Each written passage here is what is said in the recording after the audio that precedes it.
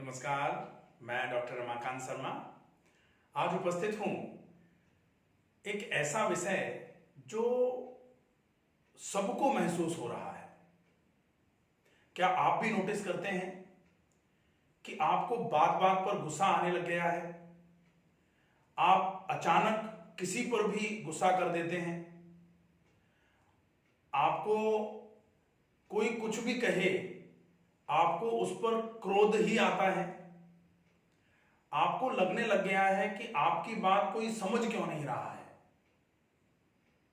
अगर ऐसा है तो आप निश्चित ही तनाव के घेरे में हैं। तनाव के लिए एक बहुत ही अच्छा स्लोगन बोला जाता है, तनाव आपके पूरे के पूरे शारीरिक स्तर को, पूरे के पूरे मानसिक स्तर को खराब करने का काम करेगा। अप्रसन्नस्य चिंतस्य सर्वे रोगा भवन्ति।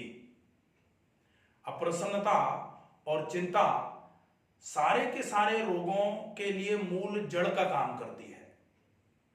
चिंता जितनी आपके शरीर में व्याप्त होगी, ये आपके मन को अस्थिर करना चालू कर देगी और अस्थिर मन में बहुत सारे उद्वेग उठना चालू होते हैं और ये मन में उठते हुए उद्वेग जो हैं, ये आपको अंदर से बिल्कुल अस्थिर कर देते हैं। आपका मन जो है वो स्थिर रहेगा ही नहीं। आप लगातार कुछ ना कुछ सोचे जा रहे होंगे और ऐसे में कोई भी व्यक्ति आपको कुछ भी बोलेगा, आपको चिढ़ ही छूटेगी। आप चिढ़ने लग जाते हैं। आपसे कोई कुछ कहेगा, आपको अंदर से चिड़चिड़ापन आएगा। आपको लगेगा कि कोई हमसे कुछ नहीं कहे और आप जो कुछ भी कहेंगे, आपका एक्सपेक्टेशन ऐसा होगा कि हमारी बात एक बार में समझ जाए दुनिया। आपको ऐसा लगना चालू हो जाएगा कि लोगों को हो क्या गया है, लोग क्यों नहीं समझ पा रहे हैं हमारी बात। अगर ऐसा है तो निश्चित ही लोगों को कुछ नहीं हुआ है, आपको कुछ हुआ है और ऐसे में आपको अपने मन को, अपने विचारों को थोड़ा सा स्थिर करने की आवश्यकता है। मन को आराम देने की आवश्यकता है। मन के विश्राम के लिए आपको कुछ ऐसे अभ्यास करने की आवश्यकता है जिससे मन धीरे धीरे करके दोबारा से स्थिर होना चालू हो और आपकी टॉलरेंस कैपेसिटी जो बिल्कुल खत्म होती जा रही थी, वो दोबारा से जनरेट होना चालू हो। अगर ऐसा करना है तो इसके लिए आपको किन किन अभ्यासों की आवश्यकता होगी, आज इस वीडियो में यही बताते हैं। अंत तक वीडियो को जरूर देखें। पहला, अगर आपको तनाव लग रहा है, आपको अंदर से एंजाइटी की फीलिंग आ रही है, आपको गुस्सा ज्यादा आ रहा है, आपको क्रोध से भरे हुए रहते हैं आप हमेशा, ऐसी स्थिति जो है, क्रोध पित्त निज छाती जारा।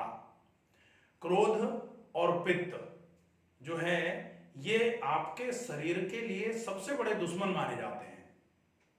क्रोध से पित्त का जनन होता है और पित्त अगर बढ़ेगा तो वो अधिकता के साथ में जब भी पित्त कहीं रहेगा तो निश्चित ही वो शरीर में अंदर से पूरी की पूरी म्यूकोसल मेम्ब्रेन्स को, पूरे के पूरे सौम्यता के भाव को खत्म करके जलन में कन्वर्ट कर देगा। आपको अंदर से गर्मी गर्मी सी रहेगी, मन में गर्मी रहेगी तो मस्तिष्क में गर्मी रहेगी, आपके पूरे शरीर में भी गर्मी रहेगी।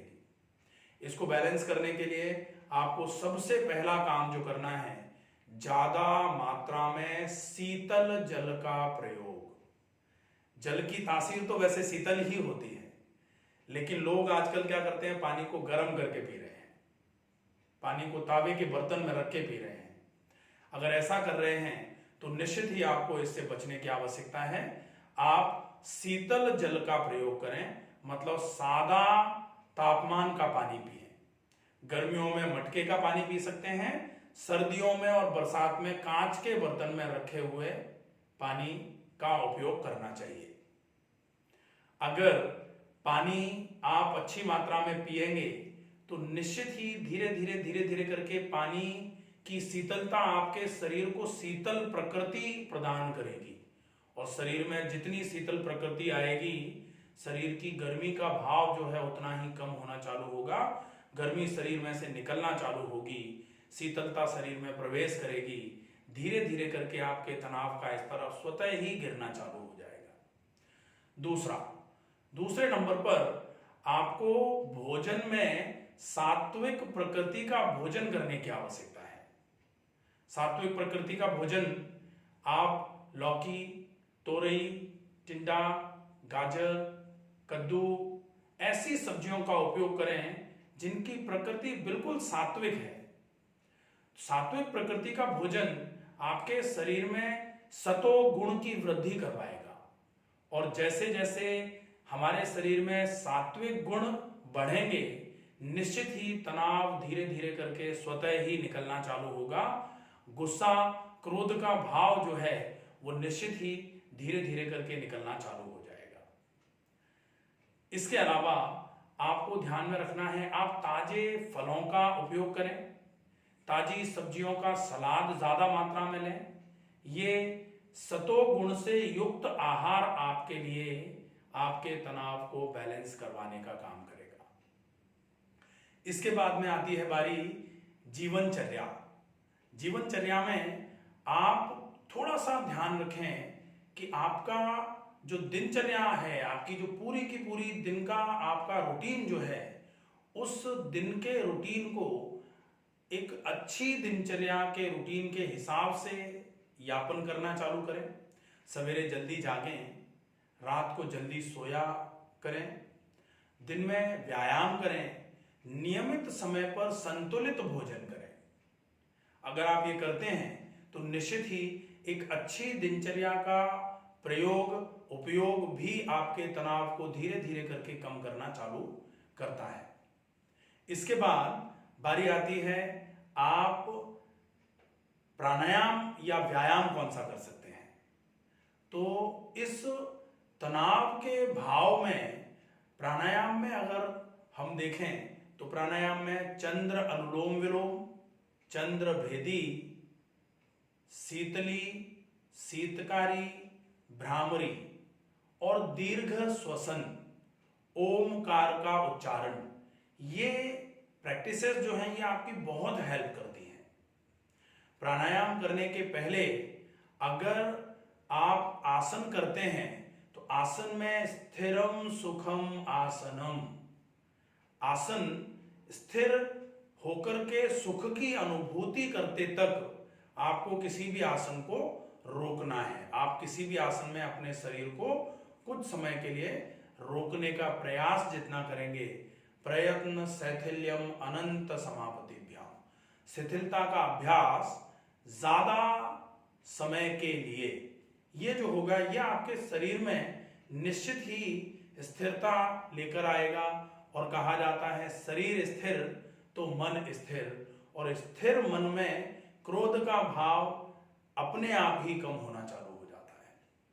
तो ये हैं चीजें जिनसे आप अपने बढ़ते हुए क्रोध को धीरे धीरे करके बैलेंस कर सकते हैं। इसके अलावा आपको कुछ समय के लिए अपने स्थान को छोड़ करके स्थान परिवर्तन की आवश्यकता होती है। सामान्य तौर पे आपने मूवीज वगैरह में देखा होगा कि जब कोई बहुत ज्यादा तनाव में आ जाता है, माथे में दर्द हो रहा है, बहुत दिक्कतें आ रही हैं किसी को, तो किसी डॉक्टर के पास जाते हैं या फैमिली डॉक्टर होता है तो घर में देखने के लिए आता है, और उसके बाद डॉक्टर कहता है इनका हवा पानी बदलें। तो वो हवा पानी बदलने की भी आवश्यकता है। यदि आपको ऐसा महसूस होने लग गया है कि लोग आपकी बात नहीं समझ रहे हैं, आपको बात बात पर क्रोध आ रहा है, आप बात बात पर चिढ़ जा रहे हैं, तो आप उस अपनी स्थिति को, अपने परिवेश को, अपने जहां पर आप कार्य कर रहे हैं उस स्थान को छोड़ करके थोड़े समय के लिए आप स्थान परिवर्तन के हिसाब से, आप चाहें तो कहीं घूमने के हिसाब से जा सकते हैं, या आप अपने कहीं मिलने वालों के यहाँ जाके 1-2 दिन के लिए रह सकते हैं, या फिर आपको जहां अच्छा लगे, जहां आपका मन जाने का करे, क्योंकि एक जगह से आप हट करके किसी दूसरी ऐसी ही जगह में जाएंगे जहां फिर से मन आपका खराब हो रहा है, तो फिर आपको लाभ होने की बजाय नुकसान हो जाएगा। तो जहां आपका मन लग सके वहां जाने का प्रयास करें। और इसीलिए बोला जाता है कि हर कुछ समय के बाद थोड़े समय के लिए मन को थोड़ा सा शांति प्रदान करने के लिए, मन को विश्राम देने के लिए आपको कहीं ना कहीं आउटिंग का प्रोग्राम जरूर बनाना चाहिए। अगर आप मानसिक रूप से थकान का आभास कर रहे हैं तो बहुत सारे लोग ऐसे होते हैं जो अपने काम को शौक के रूप में करते हैं। काम को शौक के रूप में करना और काम को काम समझ के, बर्डन समझ के करना, इन दोनों में बहुत अंतर है। जो काम को बर्डन समझ के करते हैं, काम को भार समझ के करते हैं, उनको काम करने के बाद चिड़चिड़ापन आता है। और जो काम को शौक के रूप में, काम को अपना काम समझ करके और मन लगा करके काम को, जिस काम में जिनका मन लग रहा होता है उस काम को वो बहुत लंबे समय तक कर सकते हैं। उनके मन में थकान का भाव ही नहीं आता।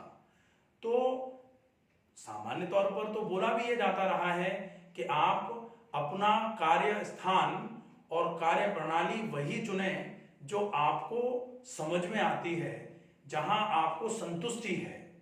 क्योंकि असंतुष्ट होकर कोई भी कार्य करना या असंतुष्ट होकर किसी जगह पर कार्य करना, ये दोनों ही चीजें आपकी मनोदशा को खराब करने का काम करती हैं। तो ऐसा अगर है तो आपको कुछ समय के लिए स्थान परिवर्तन कर लेना चाहिए।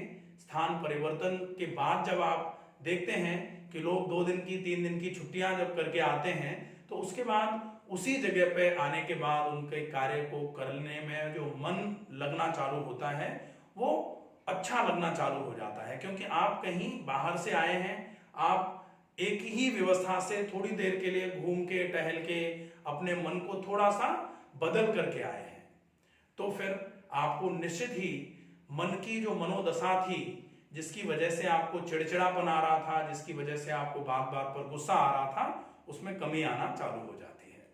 तो ये उपयोग हैं जिनको अपना करके आप अपने बढ़ते हुए तनाव को धीरे धीरे करके कम कर सकते हैं। अगर वीडियो आपको पसंद आया हो तो आप अपने जानने वालों तक इस वीडियो को जरूर शेयर करें। अगर कोई चीज आपको समझ में नहीं आई है या आपको लगता है कि आप इस विषय के बारे में कुछ और जानना चाहते हैं, तो आप कमेंट बॉक्स में लिख करके अपनी जो भी क्वेरी है उसको पूछ सकते हैं। आपको जवाब जरूर दिया जाएगा।